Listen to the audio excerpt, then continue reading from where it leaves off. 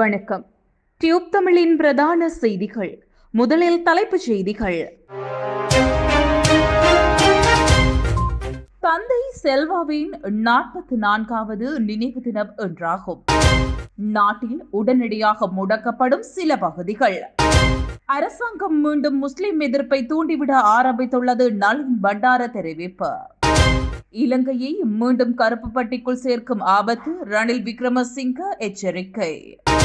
பயணத்திற்கு முட்டுக்கட்டையாக இருப்பவர்கள் கட்சியை விட்டு வெளியேறுங்கள். சஜித் பிரேமதாச தெரிவிப்பு.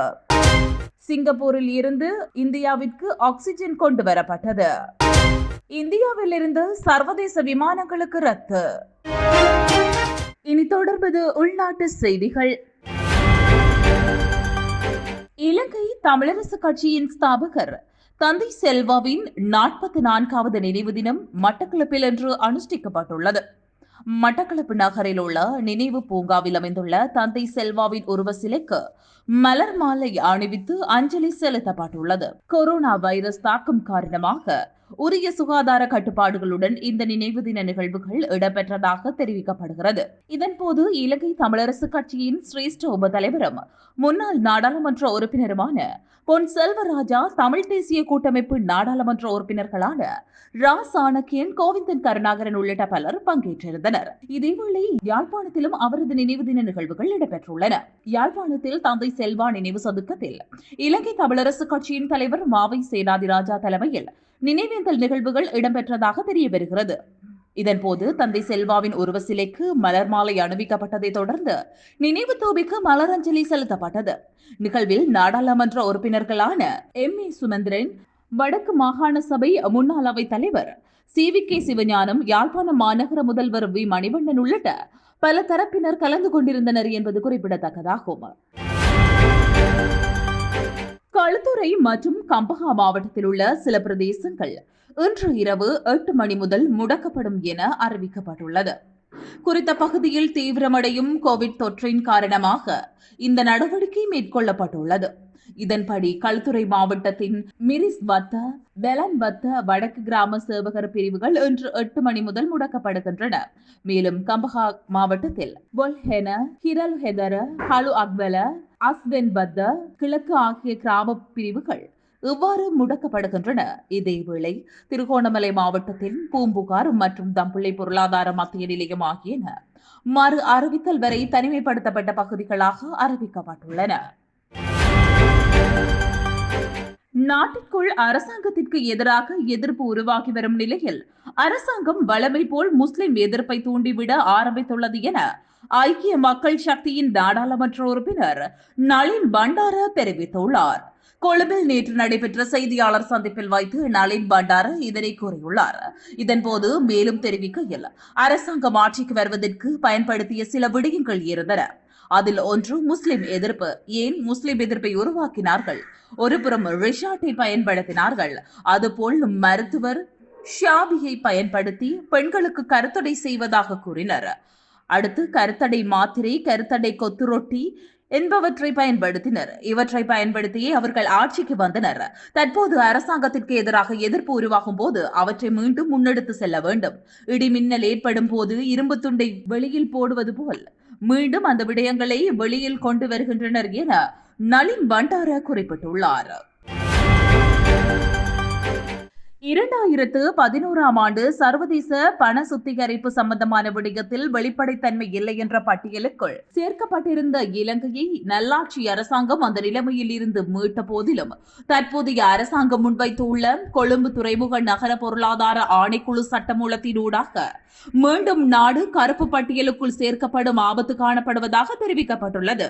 இந்த விடயத்தை முன்னாள் பிரதமர் ஐக்கிய தேசிய கட்சியின் தலைவருமான ரணில் விக்ரமசிங்க தெரிவித்துள்ளார். இது தொடர்பில் அவர் கூறுகையில், எமது நாடு சர்வதேச கருப்பு பணத்தை வெள்ளையாக்கும் வெளிப்படைத்தன்மை இல்லாத நாடு என்ற பட்டியலில் 2011ஆம் ஆண்டு சேர்க்கப்பட்டது. 2015ஆம் ஆண்டு நாங்கள் ஆட்சிக்கு வந்த பின்னர் பேச்சுவார்த்தையை நடத்தி அந்த பட்டியலில் இருந்து நாட்டை நீக்கினோம். மேலும் நாட்டை எடுக்க வேண்டும் என கூறி எமது நாட்டை கருப்பு பட்டியலில் சேர்த்தனர். நாங்கள் பேச்சுவார்த்தை நடத்திய பின்னர் 2018ஆம் ஆண்டு நாங்கள் முன்வைத்த யோசனையை ஏற்றுக்கொண்டு கருப்பு பட்டியலில் இருந்து நாட்டை நீக்கினர். இலங்கையை மீண்டும் அந்த பட்டியலுக்குள் சேர்க்க இடமளிக்க முடியாது. முடியாது. இலங்கை மீண்டும் GSP+ வரிச்சலுகையை இழக்க முடியாது எனவும் ரணில் விக்ரமசிங்கே இதன்போது குறிப்பிட்டுள்ளார். தனது பயணத்தை தடுப்பவர்கள் கட்சியை விட்டு வெளியேறுமாறு எதிர்க்கட்சி தலைவர் சஜித் பிரேமதாச கேட்டுக் கொண்டுள்ளார். கடந்த காலங்களைப் போல அவரும் தங்கள் வேலையில் தலையிட அனுமதிக்கப் போவது இல்லை என்றும் அவர் குறிப்பிட்டுள்ளார். ஹம்பாந்தோட்டையில் இடம்பெற்ற நிகழ்வு ஒன்றில் கலந்து கொண்டு கருத்து தெரிவிக்கும் போதே அவர் இவ்வாறு கூறினார். தன்னை நோக்கி வந்த அனைத்து பிரச்சினைகளின் போதும் முன்னாள் ஜனாதிபதி மைத்ரிபால சிறிசேன தனக்கு உதவியதாகவும் எதிர்க்கட்சித் தலைவர் இதன்போது தெரிவித்துள்ளார். மேலும் எவ்விதமான பிரச்சினைகள் காணப்பட்டாலும் மக்களுக்காக சேவை செய்ய உதவிய மனிதர்களில் அவரும் ஒருவர் என்று சஜித் பிரேமதாச சுட்டிக்காட்டியுள்ளார். இனி தொடர்வது வெளிநாட்டு செய்திகள். சிங்கப்பூரில் இருந்து 4 கிரையோஜெனிக் ஆக்சிஜன் கண்டெய்னர்கள் இந்தியாவிற்கு எடுத்து வரப்பட்டது. கொரோனா 2ஆம் அலை பரவல் காரணமாக இந்திய நாட்டின் பல மருத்துவமனைகளில் ஆக்சிஜன் தட்டுப்பாடு நிலவி வருகிறது. ஆக்சிஜன் பற்றாக்குறையை சமாளிக்க சிங்கப்பூரில் இருந்து 4 கிரையோஜெனிக் ஆக்சிஜன் கண்டெய்னர்கள் இந்திய விமானப்படை விமானம் மூலம் இந்தியாவிற்கு எடுத்து வரப்பட்டுள்ளதாக ANJ செய்தி நிறுவனம் தெரிவித்துள்ளது. கொரோனாவிற்கு எதிரான போராட்டத்தில் இந்தியாவுடன் துணை நிற்கின்றோம். இரு நாடுகளின் கூட்டு முயற்சியால் இந்திய விமானப்படையின் போக்குவரத்து விமானம் மூலம் 4 கிரையோஜெனிக் ஆக்சிஜன் கண்டெய்னர்கள் சிங்கப்பூரின் சாம்கி விமான நிலையத்திலிருந்து எடுத்து செல்லப்பட்டது என சிங்கப்பூர் தூதரகம் ட்வீட் செய்துள்ளது. முன்னதாக ஜெர்மனியில் இருந்து 23 மொபைல் ஆக்சிஜன் உற்பத்தி இயந்திரங்கள் இந்தியாவிற்கு வரவழைக்கப்பட்டதாக கடந்த 23ஆம் தேதி ராணுவ அமைச்சகம் தெரிவித்திருந்தது. இந்த ஆக்சிஜன் உற்பத்தி ராஜதந்திரங்கள் ராணுவ மருத்துவமனையின் சிகிச்சை பெறுபவர்களுக்கு பயன்படுத்தப்படும். இந்த இயந்திரங்கள் அனைத்தும் ஒரு வாரத்திற்குள் இந்தியாவிற்கு வந்தடையும் என எதிர்பார்க்கப்படுவதாகவும் அமைச்சகம் தெரிவித்துள்ளது. மேலும் இந்திய நாடு முழுவதும் கடந்த 24 மணி நேரத்தில் 3,49,691 பேருக்கு கொரோனா தொற்று பதிவாகியுள்ளது. இதனால் மொத்த பாதிப்பு எண்ணிக்கை 1,69,60,172 அதிகரித்துள்ளது. இன்று ஒரே நாளில் 2,767 பேருக்கு கொரோனாவினால் உயிரிழந்துள்ளனர். கொரோனா தொற்று பரவலால் இந்தியாவிற்கு நெருக்கடிக்கு உள்ளாகியுள்ள சூழலில் உலக அளவில் பல்வேறு தலைவர்கள் இந்தியாவிற்கு ஆதரவு கரம் நீட்டியுள்ளனர் என்பது குறிப்பிடத்தக்கதாகும்.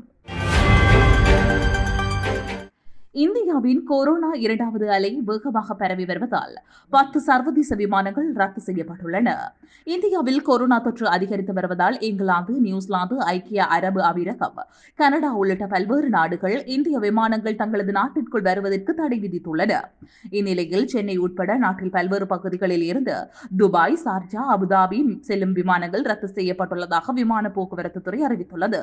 இதனிடையே இந்தியாவில் கொரோனாவின் 2வது அலை வேகமாக பரவி வருகிறது. அமெரிக்க வெளியுறவுத்துறை இதற்காக கவலை தெரிவித்துள்ளது. இது தொடர்பாக அமெரிக்க வெளியுறவுத்துறை செயலாளர் ஆண்டனி பிளிங்கன் வெளியிட்டுள்ள செய்திக்குறிப்பில் இந்திய அரசாங்கத்துடன் தாங்கள் நெருக்கமாக பணியாற்றி வருவதாகவும் தெரிவித்துள்ளார். மேலும் இந்தியாவின் சுகாதார பணிகளுக்காக கூடுதல் ஆதரவை விரைவில் வழங்குவதாகவும் அவர் சுட்டிக்காட்டியுள்ளார். இதேபோல் வெள்ளை மாளிகையின் தேசிய பாதுகாப்பு ஆலோசகர் ஜேக் சல்லின் இந்தியாவிற்கு தேவையான அனைத்து உதவிகளும் விரைவில் வழங்கப்படும் எனவும் தெரிவித்துள்ளார். இத்துடன் டியூப் தமிழின் பிரதான செய்திகள் நிறைவடைகின்றன.